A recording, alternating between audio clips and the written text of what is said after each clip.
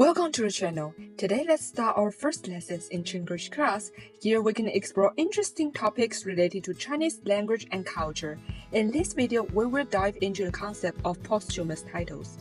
A posthumous title is a name granted to an individual of high social status after their death, usually based on an evaluation of their life's work or character. For example, consider Liu Che, known as Emperor Wu of Han. Han is the dynasty's name, and Wu means to expand territory. This title fits Liu Che because he successfully led military campaigns that pushed his enemies far to the north. Now let's take a look at some funny posthumous titles given to the leader from the Soviet Union by Chinese netizens. First, there's Joseph Stalin. On his 70th birthday, he was officially called the Father of Nations. So, in China, people sarcastically refer to him as Benevolent Father, a twist on his harsh rule. This later evolved into Emperor Benevolent of Soviet. Next is Nikita Khrushchev. Any guesses on his title?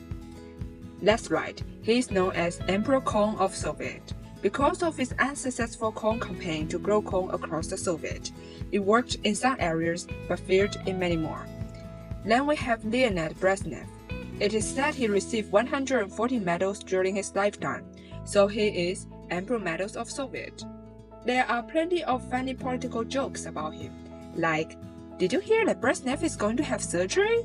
He's having his chest widened to make room for more medals. Or, what would happen if Brezhnev was eaten by a crocodile? The crocodile would be shooting medals for 2 weeks. Last but not least, we must mention Mikhail Gorbachev. As the final leader of the Soviet Union, he is known as Emperor Consecrate of Soviet. This title reflects how his reforms accelerated the dissolution of the Soviet Union. He essentially consecrated the Soviet Union to the West. Now let's move on and explore titles given to American presidents. First we have John F. Kennedy. He is called Emperor Happy of America because he always appeared cheerful in photos. Some also refer to him as Emperor Zhuang of America. In ancient Chinese, Zhuang means to die in an open field, but this one is really hard to translate into one word. Continuing on, let's talk about Richard Nixon. Known for the Watergate scandal, he is called Emperor Listening of America.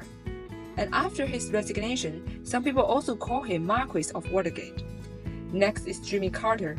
Carter is perhaps the most respected American president among the Chinese, as he established diplomatic relations with China in 1979 and didn't start any wars during his term. He's fittingly called Emperor Kind of America.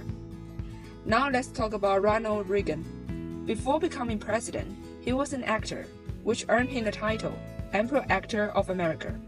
This is interesting because in ancient China, actors were considered to have a low social status. Even today, it is almost impossible for an actor to become president in China. Next is Donald Trump.